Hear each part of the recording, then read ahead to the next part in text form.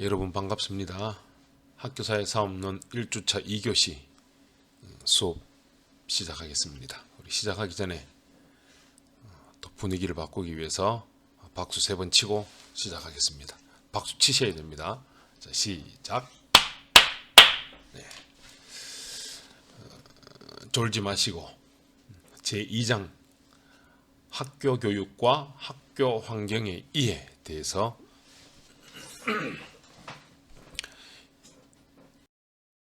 제2장 교육과 학교 환경의 이해 목차를 봅니다.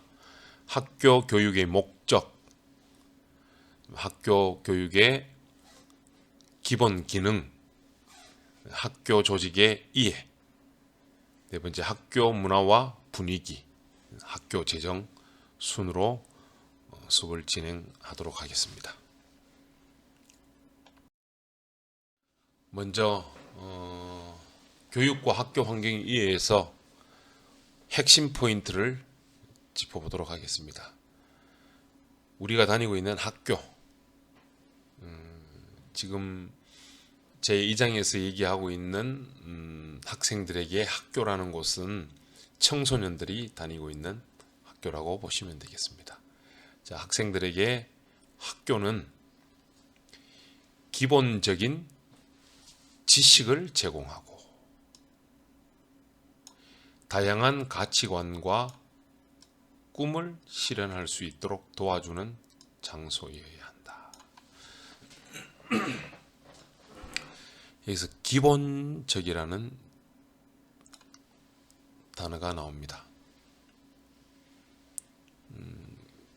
매슬로우 학자가 얘기하는 인간의 기본 욕구 5단계를 보면은 첫째 단계가 생리적 욕구, 둘째가 안전의 욕구, 셋째가 소속과 애정의 욕구, 넷째가 자아 존중의 욕구, 다섯째가 자아 실현의 욕구. 이 매슬로우 욕구의 이 5단계가 인간에게 있어서 가장 기본적인 욕구라고 얘기를 하고 있습니다. 학생들에게 학교가 기본인 것처럼 매슬로우라는 학자가 얘기한 인간 욕구 5단계가 가장 기본인 것처럼 이 학교는 학생들에게 지식을 제공하고 다양한 가치관과 꿈을 실현할 수 있도록 도와주는 곳이 가장 기본이 되어야 된다는 의미로 볼 수 있겠습니다. 둘째로 삶의 공간으로 지역사회와 더불어 사회복지죠. 돌보고 안전한 환경 속에서 성장을 돕고 개별적 특성을 이해하고 허용하는 곳이다. 인정하는 곳이 아닌 허용해준다. 성장하도록 돕고 개별적 특성을 이해하고 허용하는 곳이다. 세 번째로 학생들이 행복해야 할 공간이다. 제가 첫 시간에 말씀드린 내용처럼 사회복지, 우리가 살아가고 있는 가장 근본적인 목적은 행복을 추구하고 있다. 학생들도 행복해야 할 공간인데 그럼 이 행복해야 할 공간이 어디냐? 학교라는 개념입니다. 학교. 그리고 즐겁게 뛰어놀 수 있는 곳이다. 제가 표현하는 다른 표현으로는 놀이를 즐길 수 있는 곳이다. 공부도 중요하고 또 학습 효과나 이런 모든 부분들도 중요하지만 여기서 얘기한 것은 뛰어놀 수 있는 곳이더라. 네 번째로 마음의 안정과 또 표현됩니다. 더불어 살아가는 사회복지의 더불어 살아가는 힘이 생기는 곳이어야 된다. 이 삶의 원동력이 되어야 된다. 그곳이 학교다. 이것이 당연히 이제 찾는 곳이겠지요. 그러면 찾아오도록 하는 것도 중요하지만 찾아가도록 하는 것도 중요한데 학교는 찾아가야 되는 곳이고 또 학교에서는 학생들이 스스로 와서 행복을 즐길 수 있고 더불어 살아가는 원동력을 만들 수 있고 힘을 공급하는 곳이 학교여야 된다.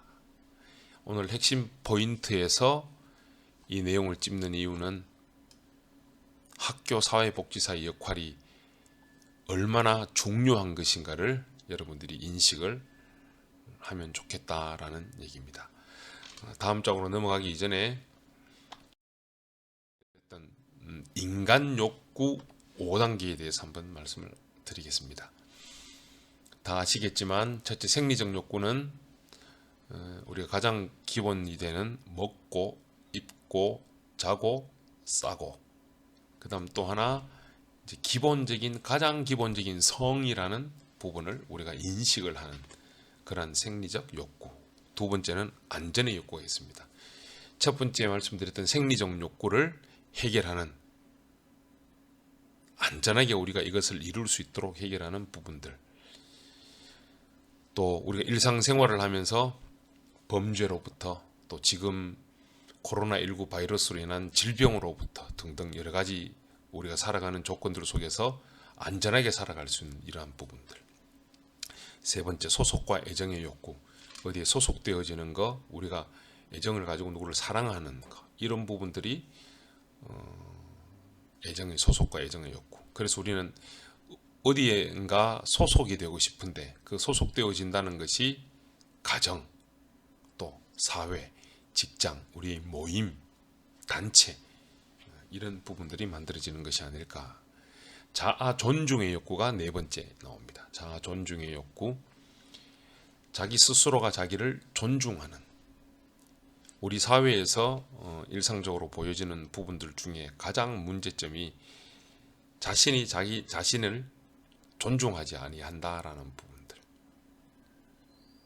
자, 제가 질문합니다. 자, 우리가 원격으로 수업을 하고 있지만 적극적으로 한번 참여를 해보겠습니다.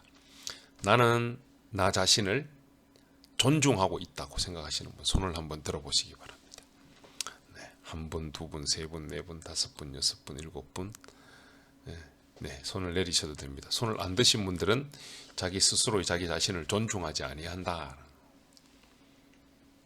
자, 자기를 얼마나 존중하는가라는 것은 이제 스스로 느끼시기를 바랍니다. 학교 등교할 때, 학교에 와서 친구를 만났을 때 내가 나 자신이 얼마나 존중하고 소중한 것인가, 또 나를 인정하고 있는가, 나 스스로가 내가 최고임을 인식하고 있는가, 이런 부분들이 아주 중요한 부분들로 생각이 되어집니다. 제가 대면 수업 때 한 번 더 재미있는 예화로 표현을 하도록 하겠습니다. 마지막 다섯 번째, 자아 실현의 욕구. 모든 사람들은 스스로 자기를 발전시키기 위해서 발전의 단계로 무엇을 계속 만들어가고 있다는 것. 나를 향상시키고 나를 훈련을 통해서 자아의 발전을 계속 만들어지고 있다는 것. 여러분들이 지금 학교에 와서 수업을 듣고 있는 것도 미래의 나 자신을 위한 실현, 뭔가를 이루어가고 있다는 것. 꾸준한 노력이 필요하다. 학교에서의 교육도 교육만 하는 것은 아니지만 놀이도 포함한 모든 부분들이 나 자신을 실현하는 데 도구로 사용이 되어야 된다. 이것이 우리가 사회복지를 하는 인간으로서 살아가는 가장 기본적인 것이라고 생각을 합니다. 자, 다시 원론으로 들어와서 교육과 학교 환경을 이해해서 그럼 학교 교육의 목적이 무엇인가를 한번 보도록 하겠습니다. 학교 교육의 근본 목적은 학생의 지식과 진리를 추구하는 능력에 따라 지도하는 것이다. 자, 여기서 근본적인 목적은 학생이 가지는 지식이 어느 정도면 진리를 추구하는 능력에 따라 지도하는 것이더라. 즉, 민주주의적 생활 양식을 습득하도록 준비해주고, 민주주의적 생활 양식. 학생으로 하여금 자존심과, 조금 전에 얘기했던 매슬로우 인간욕구 4단계에 나오는 자존심과 자기훈련 및 개인을 존경하는 도덕관을 발전시키도록 도운다. 이 자아에 대한 부분을 많이 느낄 수 있도록 만들어주는 거죠.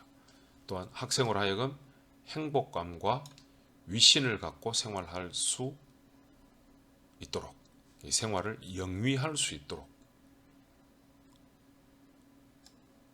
준비하는 데 있다. 이걸 다른 표현을 하면 학교 사회복지다. 이 학생들이 학교 안에서 행복하고 안락하고 만족하고 자존감을 넓히고 하는 등등의 어떤 생활을 영위할 수 있도록 준비하는 데 있다. 자, ing지요. 진행형. 계속 진행되어져야 된다라는 부분들. 그럼 학교의 기본 기능은 무엇일까를 먼저 보시도록 하겠습니다. 첫째, 삶의 공간이다. 학교는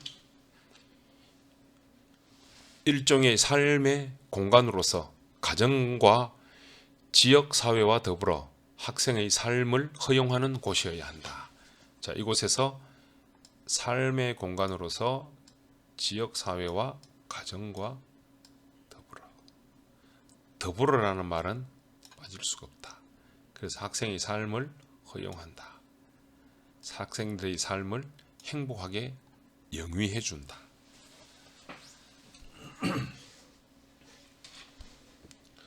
또한 학생들이 삶을 가꾸고 자신의 소중함을 알게 하고 앞으로의 희망을 키우는 곳인 동시에 하나의 온전한 인간으로 성장시키는 곳이 바로 학교여야 된다. 두 번째가 배움의 공간입니다. 학교는 또 학교의 기본 기능은 배움의 공간입니다. 배우는 공간으로서 학교는 수업과 생활 지도를 통해 학생들이 올바른 행위를 할 수 있는 의지를 기르게 해줌으로써, 자, 여기서 생활 지도, 올바른 행위를 할 수 있는 의지를 기르게 해준다. 뭔가를 다 주는 게 아니에요. 본인이 뭔가를 이루어갈 수 있도록 만들어주는 것이다.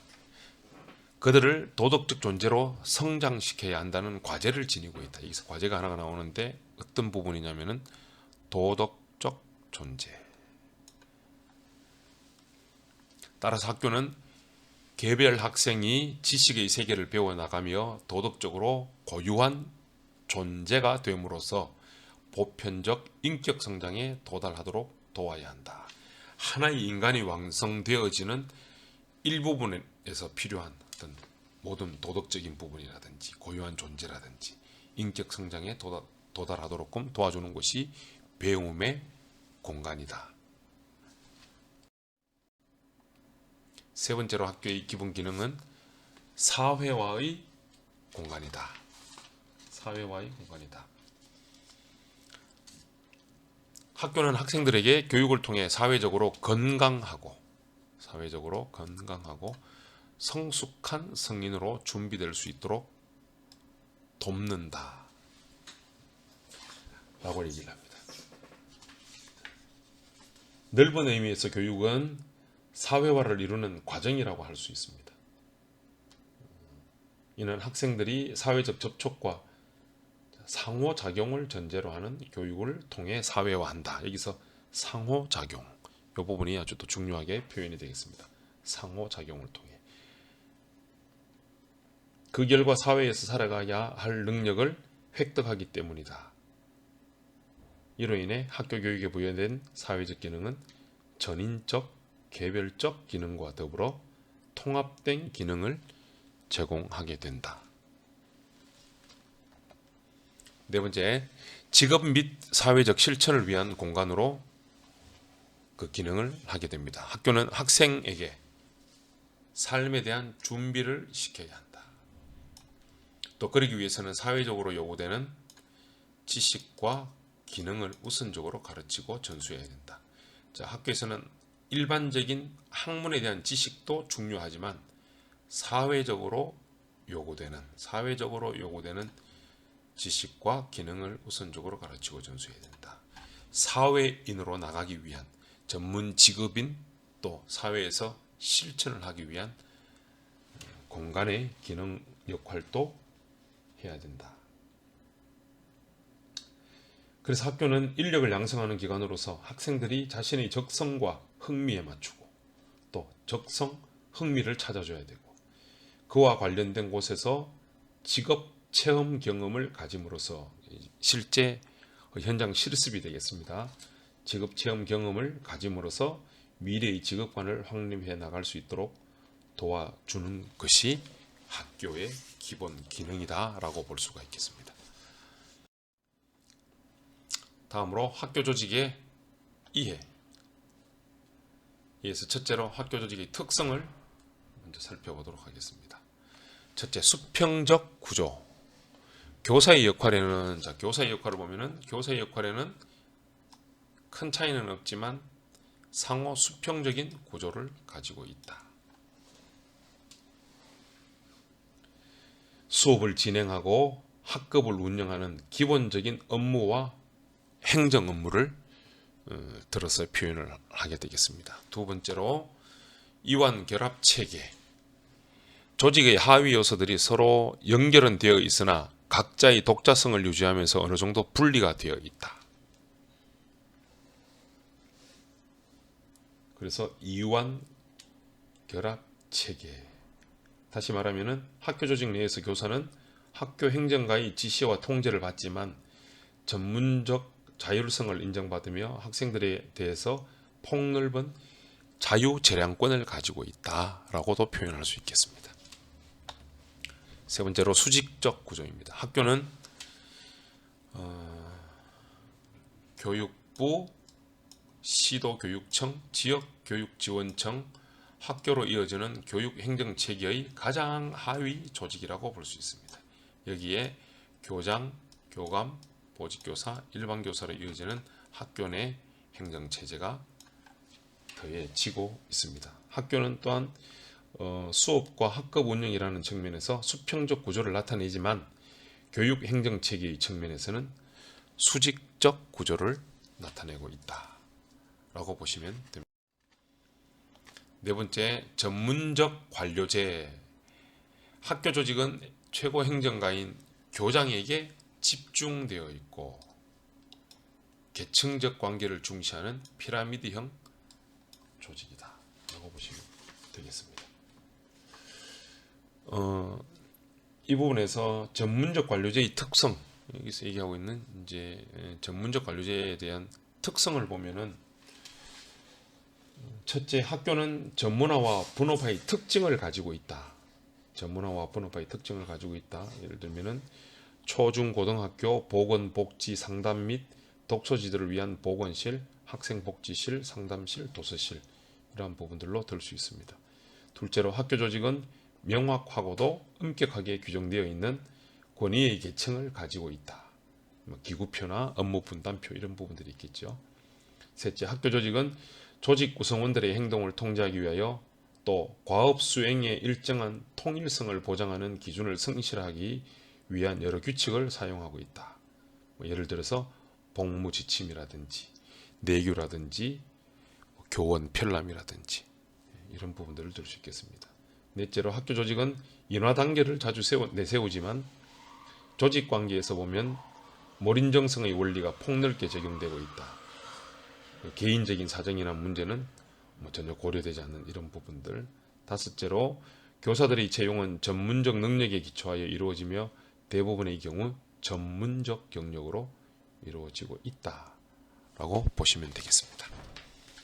학교 조직의 이해 다섯 번째로 교사의 영향력입니다. 초, 중등 학교에서 담임 교사의 영향력은 크다고 할 수 있는데 초, 중등 학교에서는 담임 교사님의 영향이 아주 크다고 볼 수 있습니다. 그 이유는 수업, 방과 후 활동, 부모 활동 및 생활 지도 등의 담임 교사가 깊숙이 관여되기 때문이다. 학교 사회복지사는 이 초, 중등 학교에서 이루어지는 사회복지사들은 방과 후 수업, 특별 활동 이런 부분에 아마 많이 학교 사회복지사들이 학생들과의 관계를 많이 형성할 수 있을 것입니다.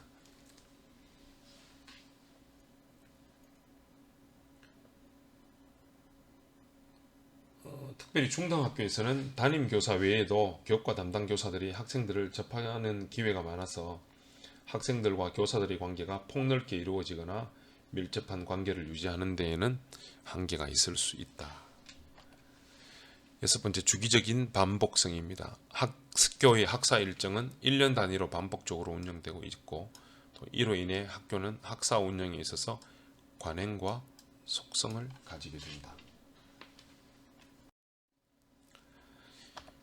일곱 번째로, 교육 목적의 모호성이 있습니다. 교육의 실천에는 목적 수행을 위한 방법이나 기술을 명세화하는 것은 어렵고 불확실하고, 한마디로 학교 조직의 목적은 모호하고 그 실천 기술이 불명확하여 참여가 유동적이라는 것입니다. 이런 특성은 인간을 대상으로 하는 인간 봉사 조직의 공통된 특성이라고도 볼 수 있습니다. 여덟 번째, 순치 조직은 그 조직에 들어오는 사람들을 통제하지 못하며 그 조직의 구성원들도 조직의 참여에 대한 선택의 여지를 갖지 못하게 되는 부분이라고 볼 수 있겠습니다.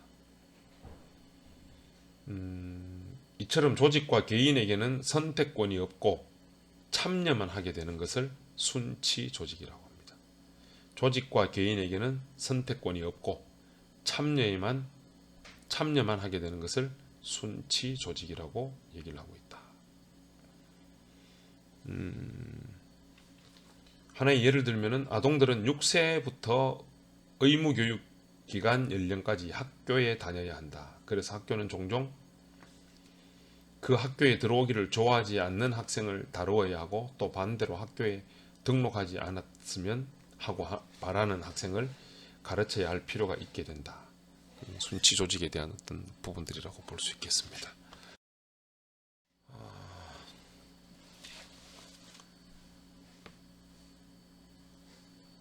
학교육과 학교 환경의 이해에서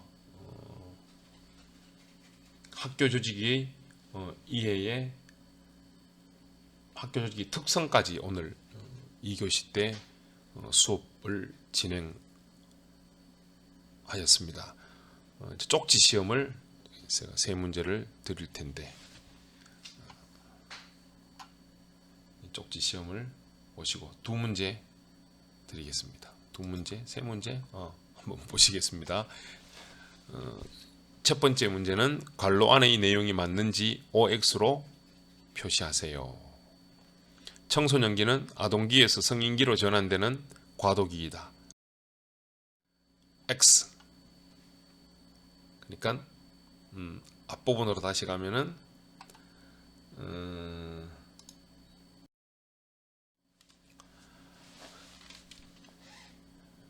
동일하게 관련의 내용이 맞는지 OX로 표시하세요. 전국의 모든 학교에서 2008년부터 월 2회 주 5일 수업제가 실시되었고 2012년부터 주 5일제 수업이 전면 실시되고 있다.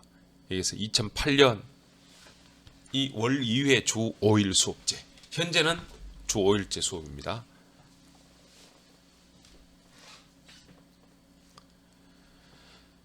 자, 정답 확인하겠습니다.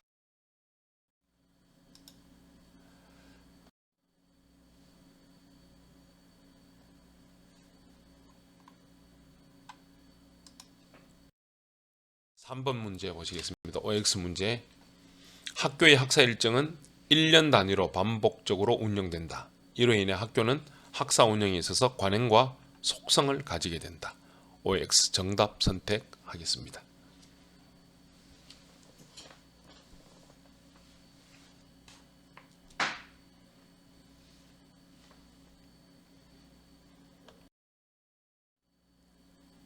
오, 정답입니다. 1주차 원격 강의 2교시 수업은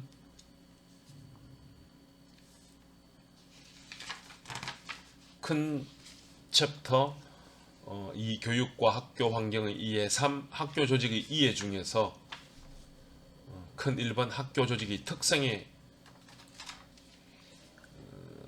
포함되는 수평적 구조, 이완 결합 체계 구조, 수직적 구조, 전문적 관료제, 교사의 영향력, 주기적 반복성, 교육 목적의 모호성, 순치 조직, 여기까지 수업을 진행하였습니다. 잠시 후에 3주차 수업 계속 진행하도록 하겠습니다. 수고하셨습니다.